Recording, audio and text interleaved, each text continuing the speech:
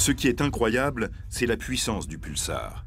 C'est l'énergie dégagée par cette unique étoile à neutrons en rotation qui génère la luminosité que nous voyons en observant la nébuleuse du Crabe.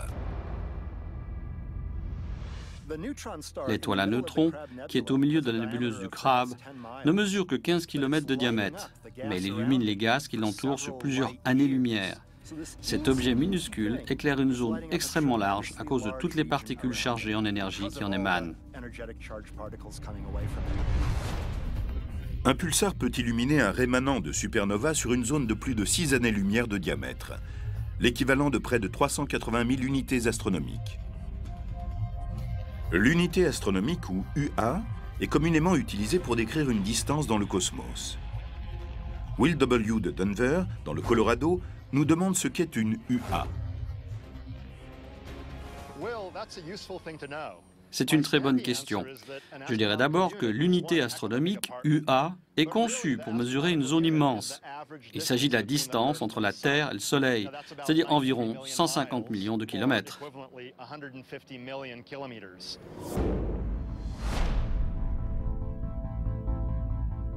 La photographie à intervalles en rayons X et en lumière visible nous a révélé le chaos qui régnait dans la nébuleuse du Crabe.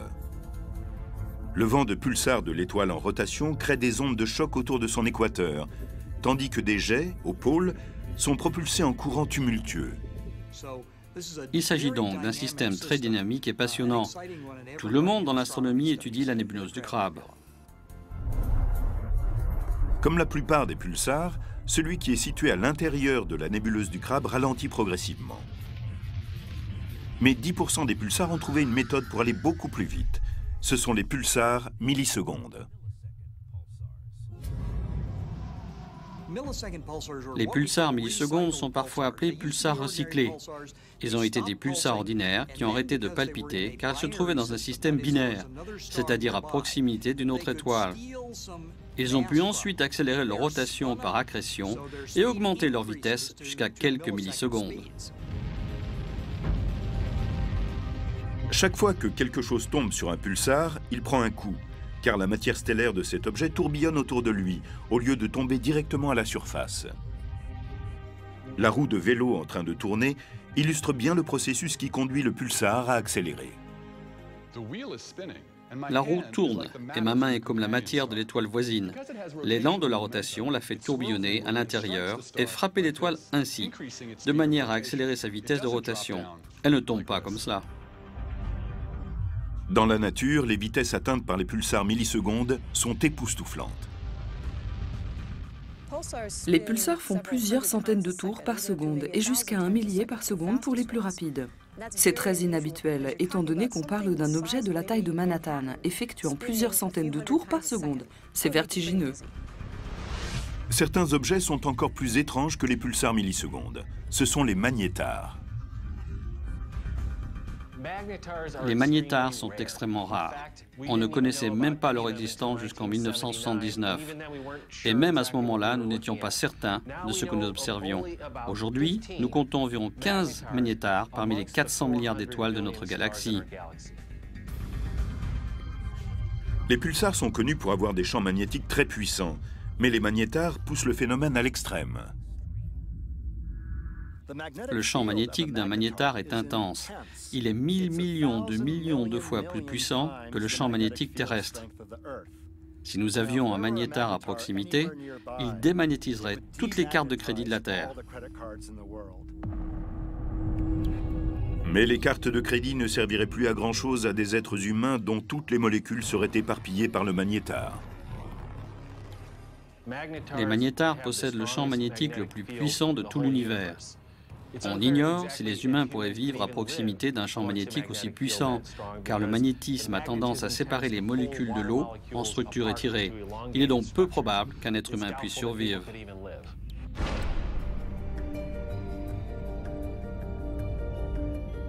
Mais la Voie lactée nous offre encore d'autres objets encore plus extraordinaires.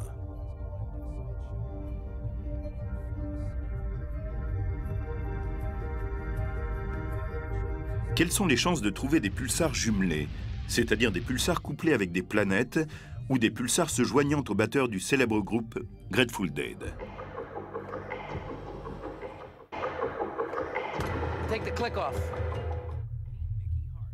Voici Mikey Hart, un batteur qui s'est fait connaître avec le groupe Grateful Dead. Aujourd'hui, il joue au rythme des pulsars.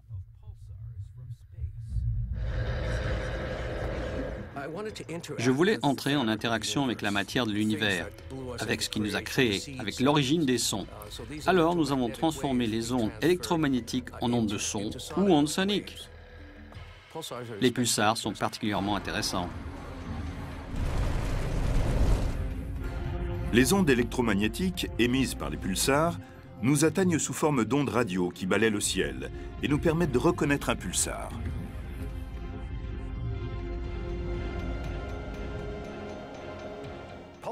Les pulsars produisent beaucoup d'ondes radio, contrairement aux étoiles normales.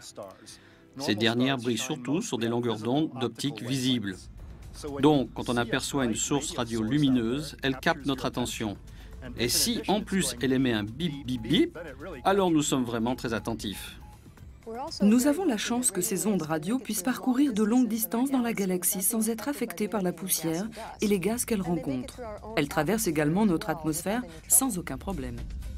Mais ce qui est peut-être le plus passionnant au sujet des pulsars radio, c'est que nous pouvons les entendre dans nos haut-parleurs ou nos écouteurs, bien qu'ils aient été émis il y a des centaines d'années-lumière.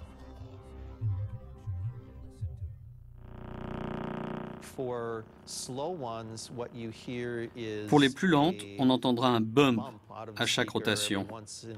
Mais pour les plus rapides, c'est une tonalité continue qui nous parviendra. Voici le son d'un pulsar dont la vitesse est de 1,4 tours par seconde. Une fois converti en son, le signal radio du pulsar devient répétitif et hypnotique.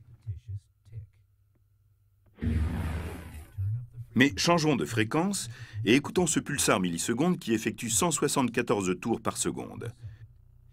Il va si vite que ces pulsations se fondent pour produire une note irrégulière qui ressemble presque à une musique. C'est en particulier le cas du pulsar Vela.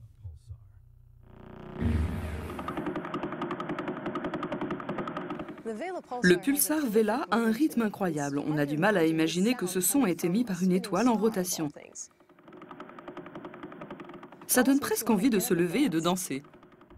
Le pulsar Vela tourne sur son rythme cosmique au centre d'un rémanent de supernova où ses rayons meurtriers déchirent le gaz et la poussière galactique qui l'entoure.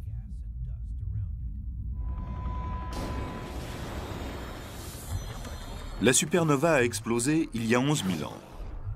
Aujourd'hui, le pulsar observé au rayon X offre une image spectaculaire avec sa rotation de 11 tours par seconde.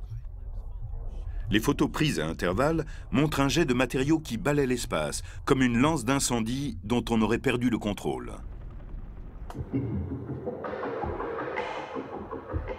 Mikey Hart se passionne pour le rythme spatial du pulsar Vela. Il en a fait la base de son dernier projet.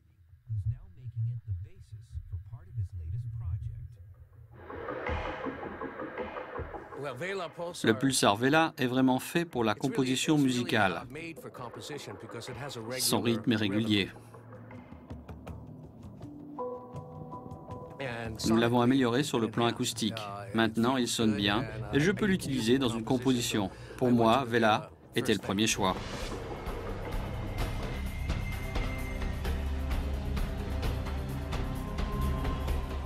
En 2009, lors de la tournée des Grateful Dead, Mikey Hart a utilisé de simples sons de pulsar.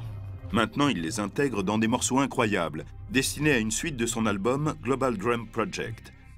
Il a recueilli ces sons de pulsar auprès de l'Institut SETI, qui mène des recherches sur l'intelligence extraterrestre. Je suis allé au SETI et ils m'ont dirigé vers les sons que je recherchais. Je n'ai pas vraiment fouillé dans tous les sons de l'univers. Ils connaissaient le filon originel et ils l'ont partagé avec moi. Je l'ai alors transformé en musique.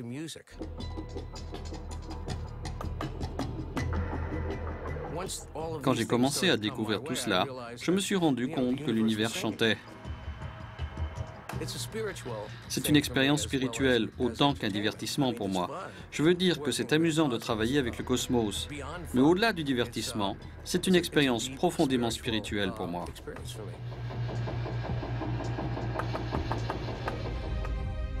Le chorus cosmique devient encore plus vaste quand on s'approche d'un amas globulaire nommé 47 Tucanae. Il se trouve dans la direction de la constellation très méridionale du Toucan.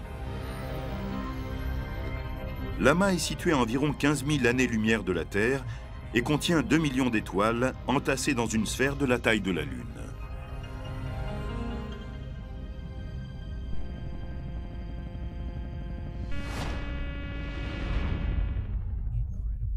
« 47 Tucanae comprend 22 pulsars millisecondes qui mêlent chacun leur propre note à l'étrange chœur stellaire.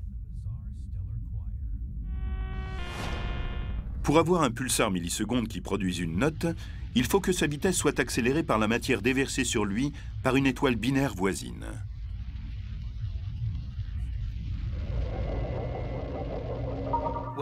Pour cela, on a besoin d'avoir beaucoup d'étoiles à proximité. Et quel meilleur endroit qu'un amas stellaire? 47 Tucanae est un vaste rassemblement d'étoiles proches les unes des autres. C'est l'endroit idéal pour que des étoiles à neutrons se transforment en pulsars millisecondes.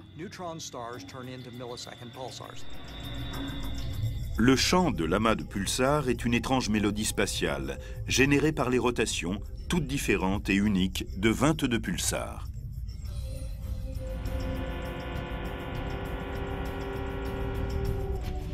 Les pulsars millisecondes de la galaxie ont pour compagne des étoiles normales. Mais on connaît un système binaire très étonnant, puisqu'il s'agit d'un pulsar jumelé à un autre pulsar.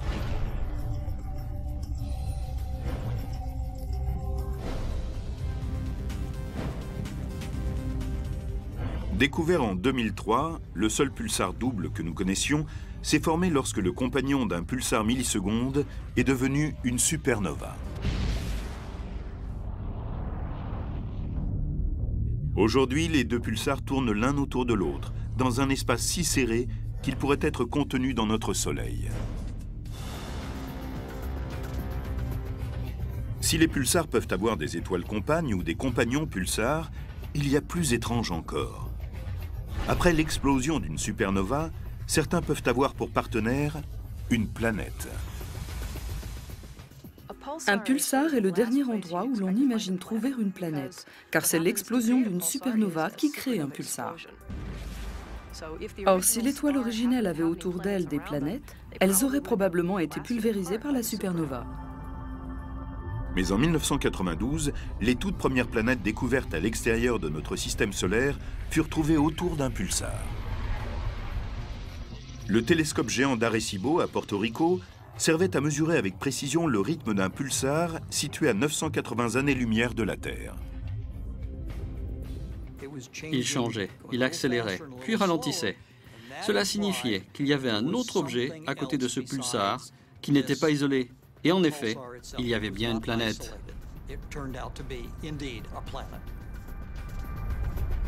Aujourd'hui, les calculs ont montré qu'il y avait au moins 3 planètes en orbite autour du pulsar. Et on en soupçonne même une 4e.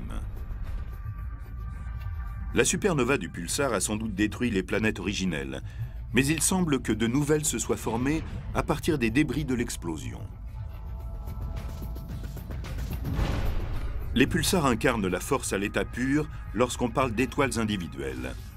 Mais qu'arrive-t-il quand on élargit cette puissance à l'échelle de toute une galaxie? Réponse, on trouve des quasars. Qu'est-ce qui les permet d'éclipser tous les autres objets du cosmos? Et pourquoi les scientifiques disent-ils qu'un monstre se trouve au cœur de chacun d'entre eux?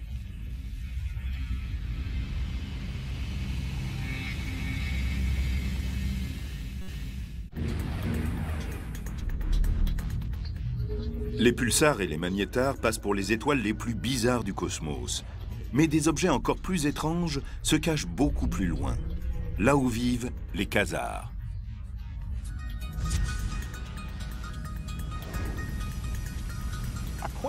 Un quasar est le noyau aveuglant d'une galaxie, au centre de laquelle se trouve un trou noir. Il est très lumineux. Il peut être 10 à 1000 fois plus lumineux que toutes les étoiles de la galaxie mises ensemble. Cette photo prise par le télescope Hubble montre à quel point un quasar peut être lumineux. Les deux objets les plus